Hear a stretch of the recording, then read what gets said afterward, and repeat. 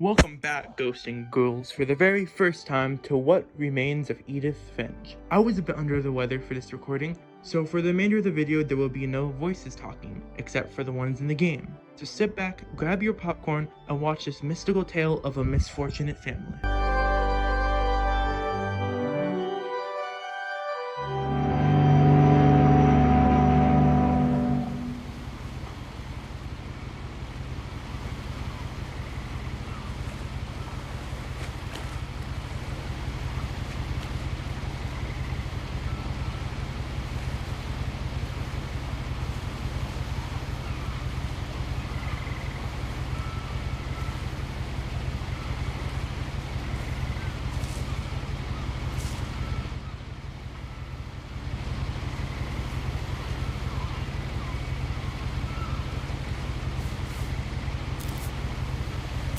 A lot of this isn't going to make sense to you, and I'm sorry about that. I'm just going to start at the beginning, with the house.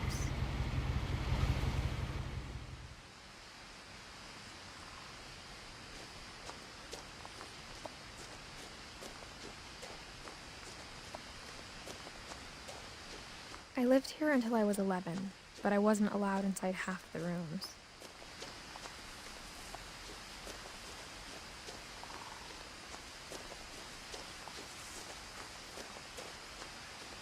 I hadn't been back since my brother Lewis's funeral.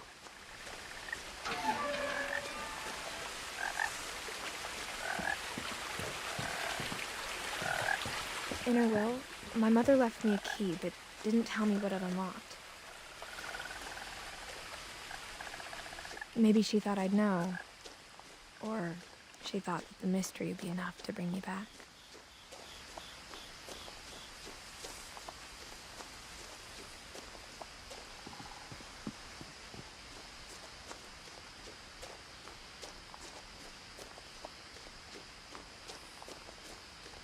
No one had driven this way in a long time, but I saw a few hoof prints.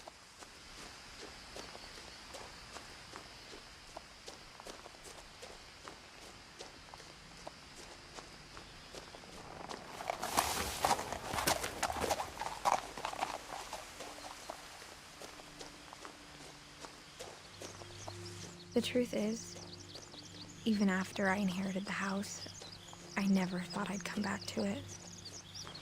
But now I had questions about my family that only the house knew the answers to.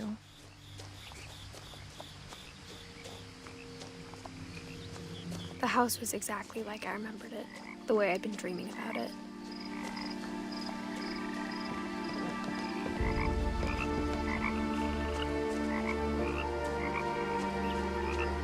As a child, the house made me uncomfortable in a way I couldn't put into words. Now, as a 17-year-old, I knew exactly what those words were. I was afraid of the house.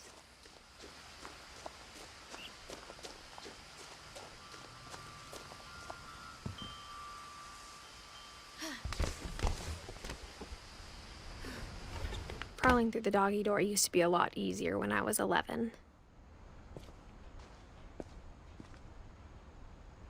The power had been turned off the night we left.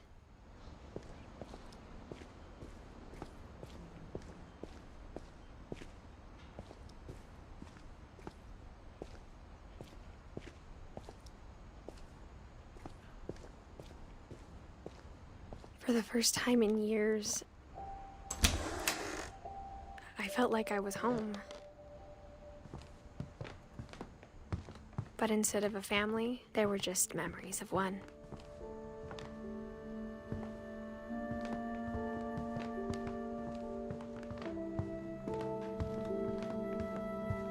The table was still a wreck from the night we left.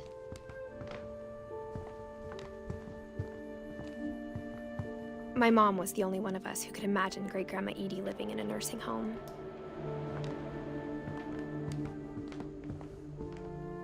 Nothing in the house looked abnormal. There was just too much of it, like a smile with too many teeth.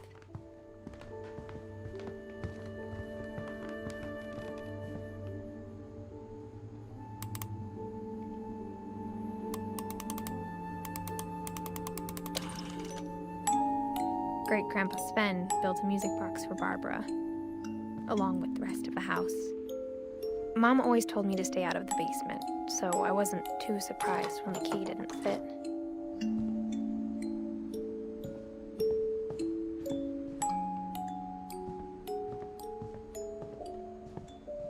A lot of things got left behind in the whirlwind of that last night.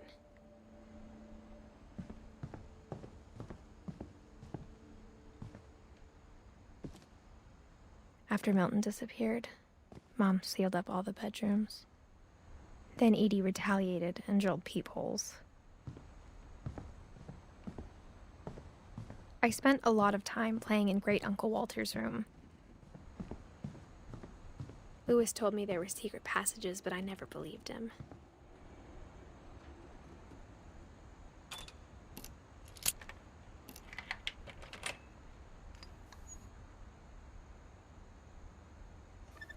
Turns out, my mom was really good at keeping secrets.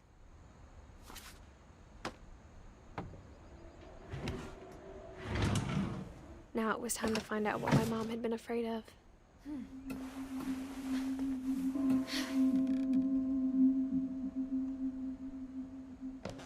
Reading this, maybe it sounds like I had a plan, but I had no idea what was behind that door.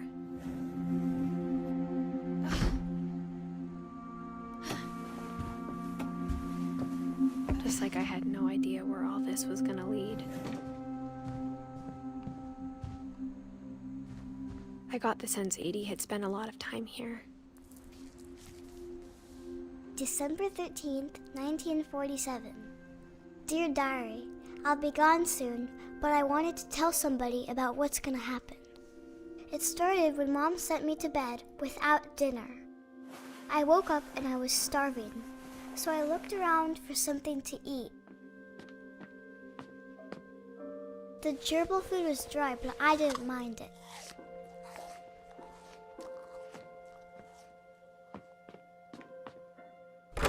Mom, can I come out now? Sweetheart, it's late. Go to sleep. My Halloween candy was all gone.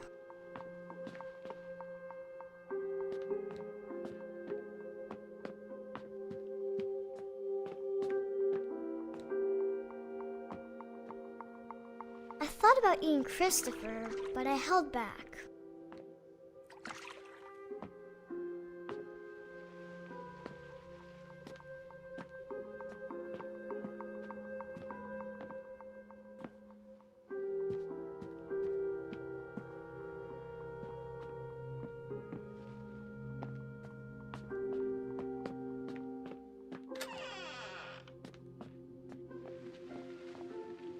I ate a lot of things that night.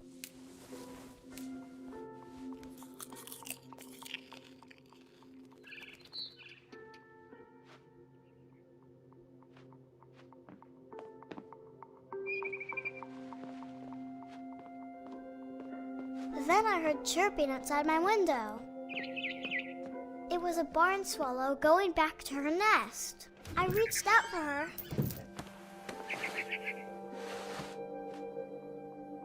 And suddenly,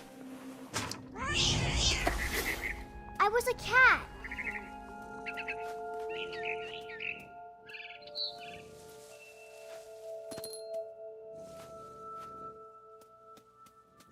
I tried to be quiet, but the bird was really scared.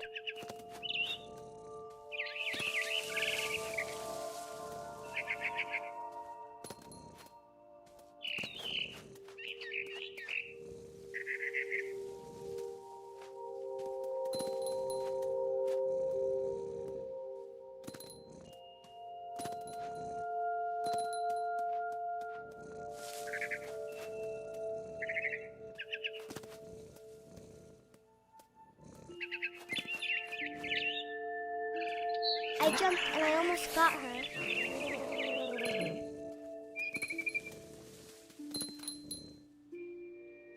I could tell she was getting really tired.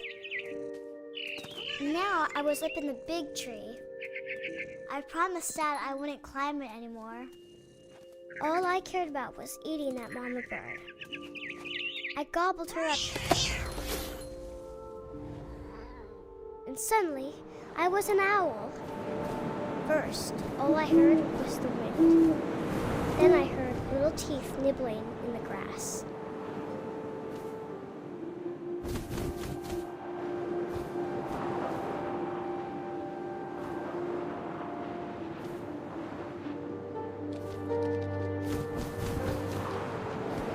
Rabbits.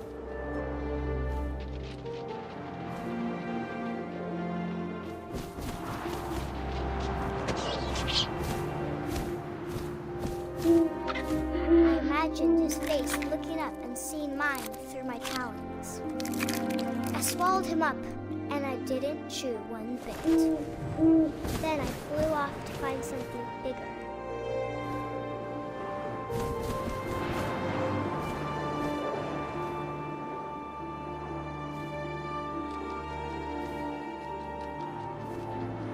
A mama rabbit.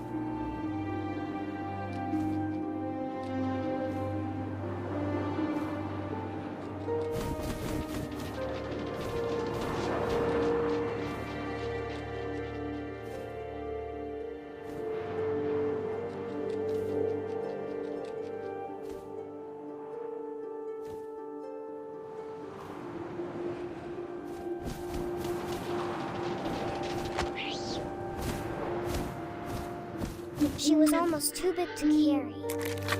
I started choking, but I couldn't stop eating. And suddenly, I was a shark.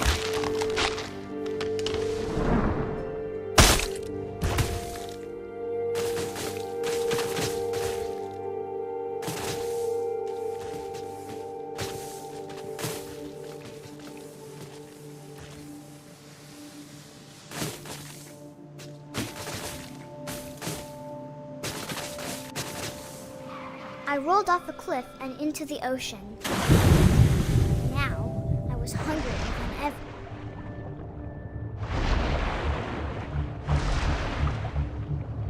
I wanted fat, juicy seals. I tore off her flipper, and it tasted really good.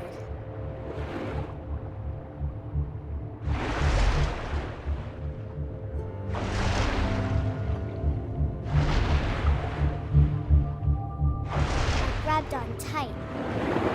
But I was so hungry, I jumped out of the water. When I opened my eyes, everything had changed.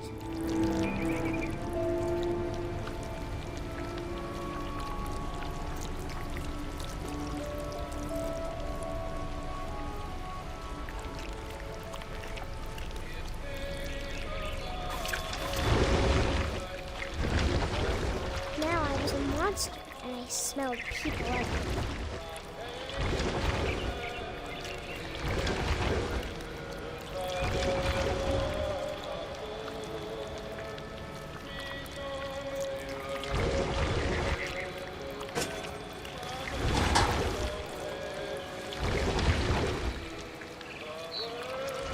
I was big, but I moved real quiet.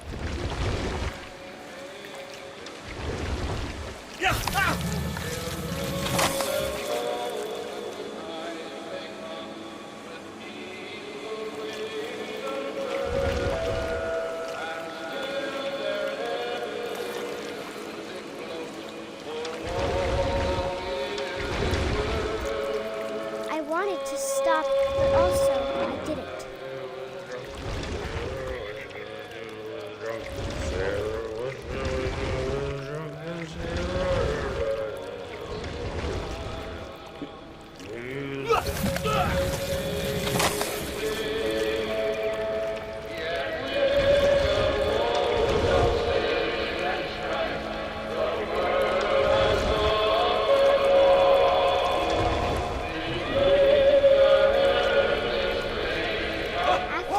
Passenger, I was still hungry.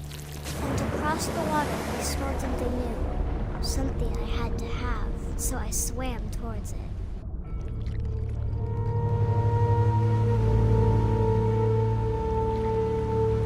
I slithered onto the sand, and the good smell went into an old pipe.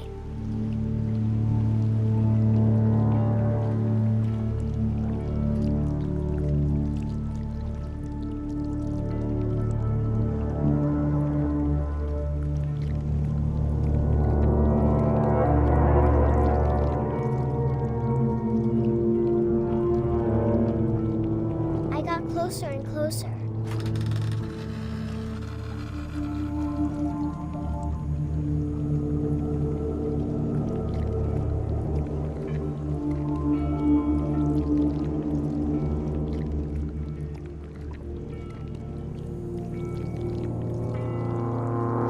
All of my stomach started growling.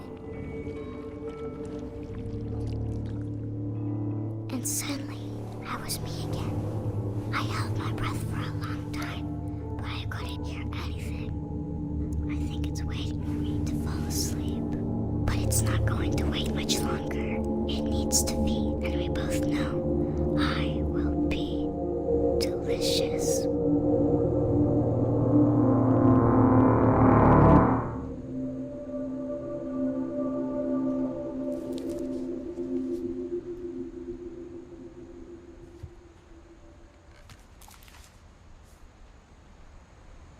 I'm not sure if I believed all of that, but I'm sure Edie would have.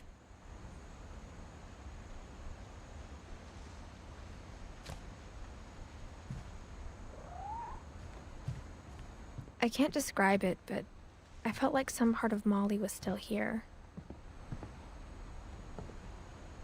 I grew up looking at Molly's room through the peephole. Molly's gerbil had a tiny bedroom with its own even tinier gerbil cage.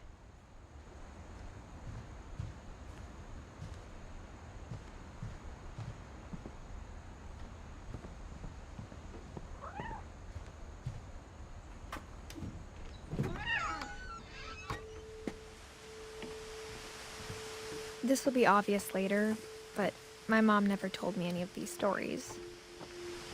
Edie would have, but Mom didn't like bringing up the past. Though, when we adopted a stray kitten, she was the one who named it Molly. I spent a lot of time in Great-Grandma Edie's room.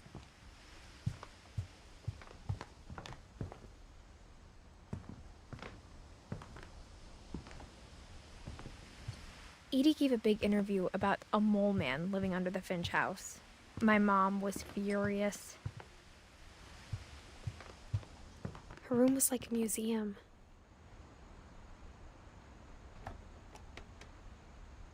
For 500 years, the Finches have been famous throughout Norway for their fortune and misfortune.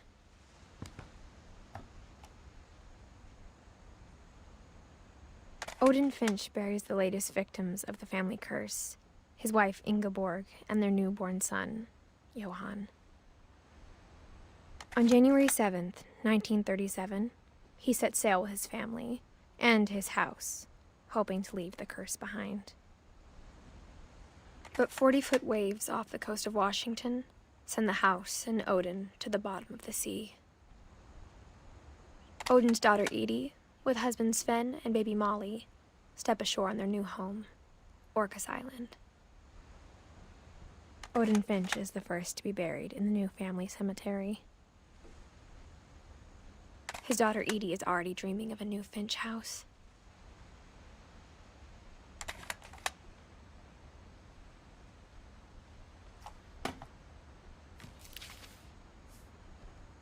Whatever's wrong with this family, it goes back a long ways.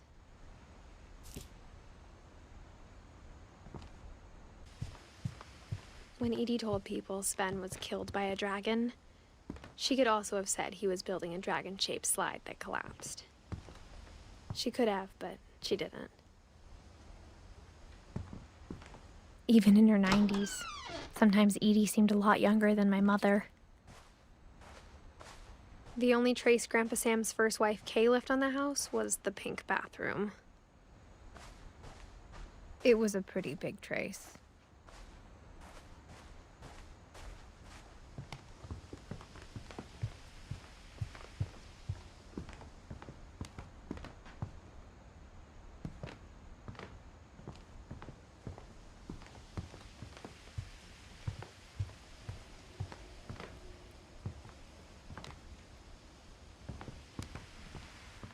I hadn't thought of myself as Edith Jr. for a long, long time. One summer, they evacuated the island, but Edie refused to go. For a few weeks, she was a celebrity.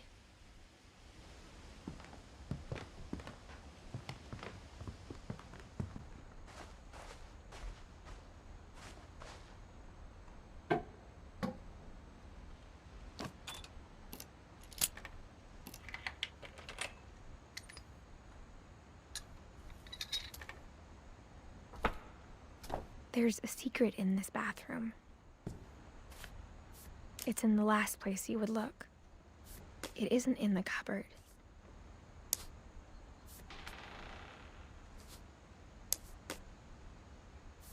It's hidden in this book.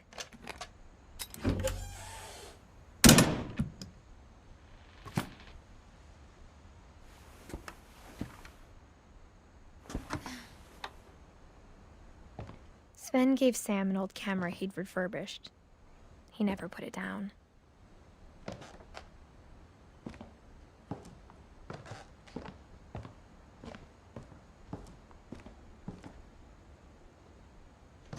From the paintings on the wall, it was clear my brother Milton had been here before me.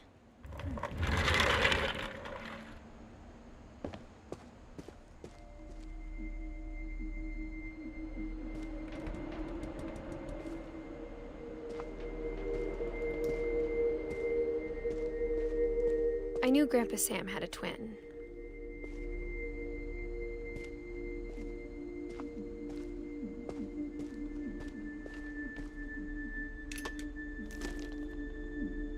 And that he never talked about him. I guess my grandpa didn't like history any more than my mom did.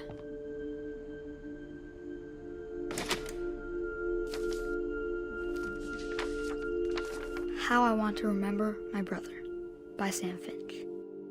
The thing I remember is that when he made up his mind, that was it.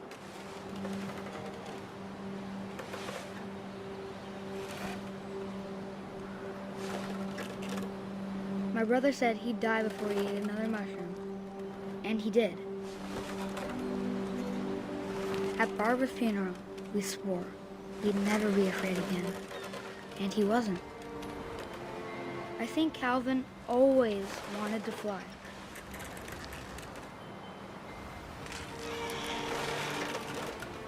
Sam! Calvin!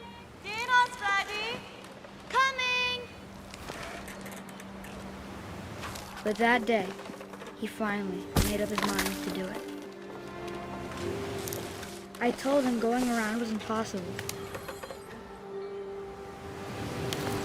Maybe if I hadn't said that. Calvin! I'm not gonna tell you again! Maybe if the wind hadn't picked up. Then maybe he'd still be here. But I doubt it. I think he'd already made up his mind. That's what I want to remember about my brother.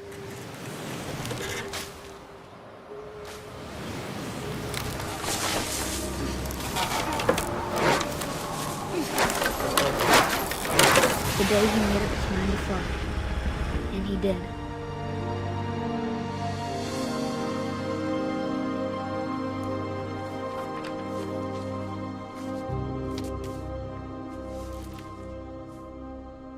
Calvin's story felt strangely familiar. When I was younger, I remember trying to do the exact same thing.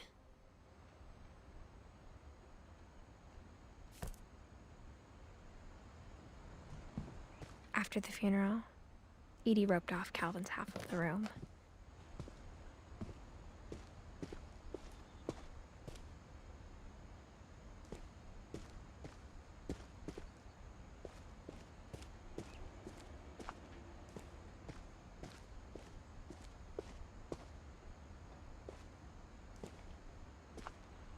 Mom said Grandpa Sam enlisted at 18 and never set foot in the room again.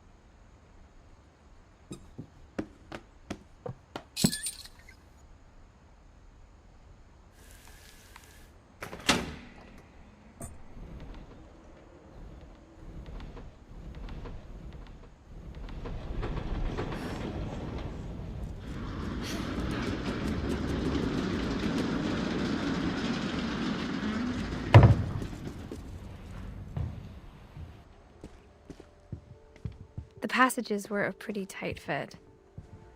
They'd obviously been built for smaller hands and bellies.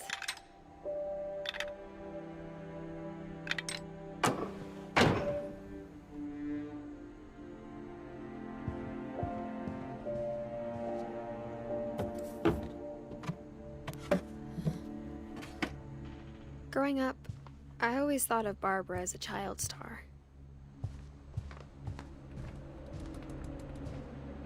I never thought about how hard it must have been for her afterwards. Of all the stories people wrote about Barbara's death, I'm surprised Edie saved this one.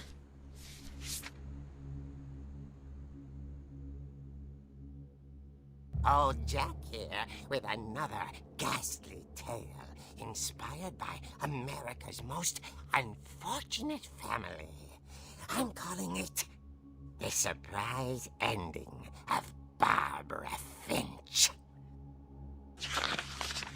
As a child star, Barbara was famous for her scream. Now at 16, she was all washed up. A has-been. But in a lucky break, she'd been asked to perform her signature scream at a local convention for monster movie fans. It was just the boost her career needed. Unfortunately, her scream hadn't aged well. Getting better. I think you just need the right motivation. Her biggest fan and current boyfriend, Rick, was about to demonstrate when... Now that was a great scream. It was Barbara's father, Sven. He'd slipped into a table saw and had to be rushed to the emergency room. So Barbara got stuck babysitting her youngest brother, Walter. Her convention comeback was cancelled. Okay, I'm hearing frustration, but I'm not hearing terror. What if I tried... A gang of hoodlums in Halloween masks have been terrorizing Orcas Island tonight. Police are urging residents to... That came from the basement. You're right! Also, I loved your delivery on that. Why is your basement door locked? Because my dad likes making puzzles and secret passages. There's a key hidden in the music box. The secret is to keep winding and winding until finally the key pops out. Thanks, babe. I'll be back in a sec. 20 minutes later, Rick hadn't returned. So Barbara went to look for him, right on cue. She reached for the music box. And as she wound the key, she listened for Rick, but the house was silent.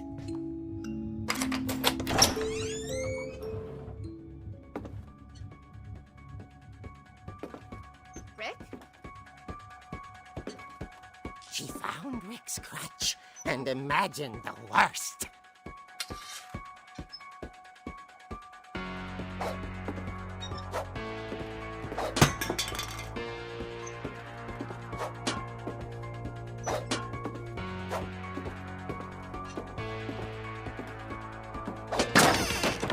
The gang's leader is the infamous Hookman killer, Dr. Carl Hamill, who impaled and then ate his family 10 years ago tonight.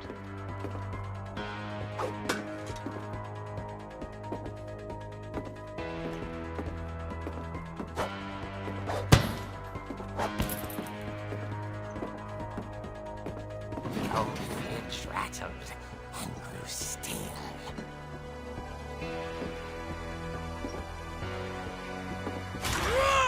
Oh dear!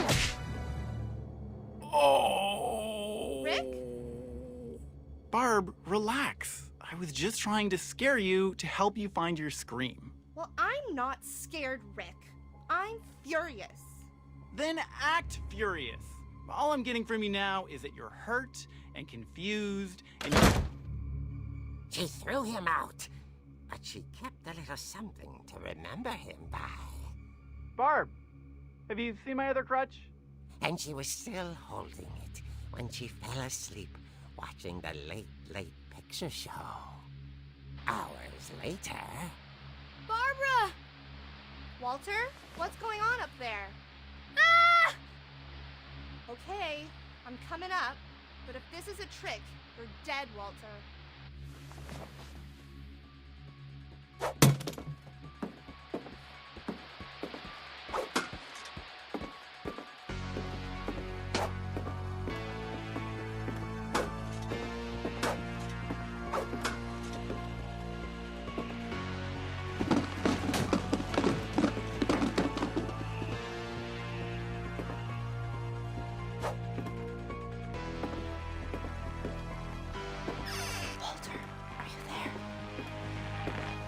Walter had vanished, but his bedside radio was still on. Orcas Island police describe the man as 6 feet tall, with a steel hook for a hand. Residents are urged to lock all doors and windows and notify the police of any suspicious activity. Barbara turned, saw the hook man, and was speechless. He was quite smashing.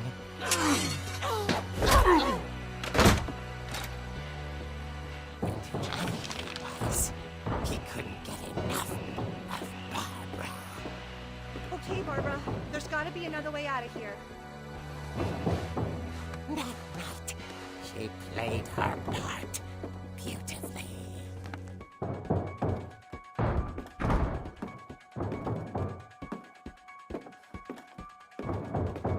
Molly's door hadn't been opened in years. The hinges groaned.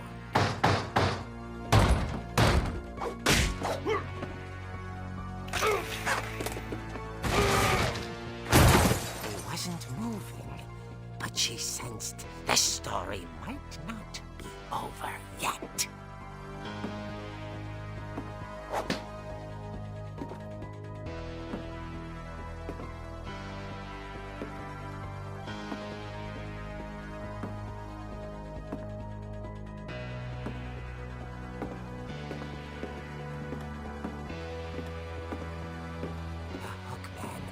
Vanished. She listened for his breathing, but all she heard was...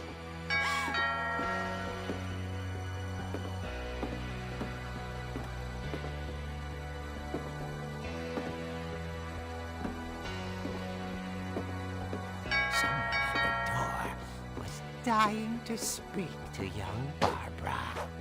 At the door, she heard whispering. Was coming from inside the house.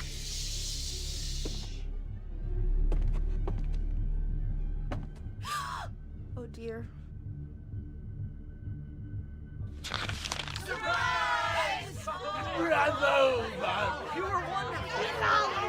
The monsters had come to surprise her. For Barbara, it was a dream come true. Then she saw what kind of monsters they were, and she realized what was about to happen. She was going to be famous. And with her final breath, Barbara Finch gave the performance of her life.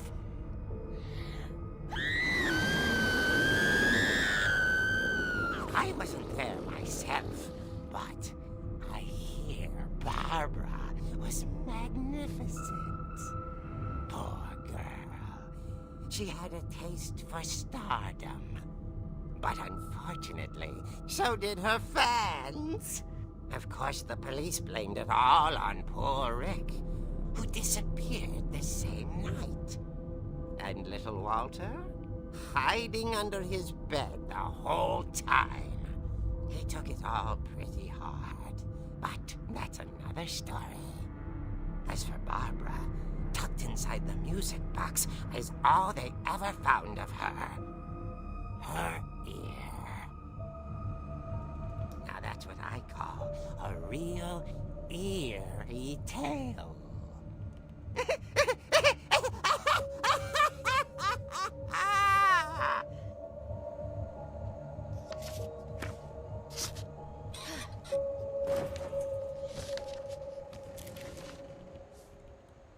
Edie told me all Barbara wanted was to be remembered, as absurd as that comic was. Maybe what Edie saw was a happy ending.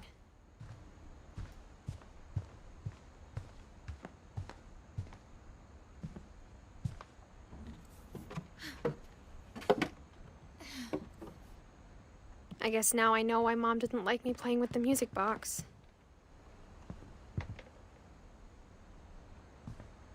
Whenever people ask me about my family, the first thing they always want to know about is Barbara.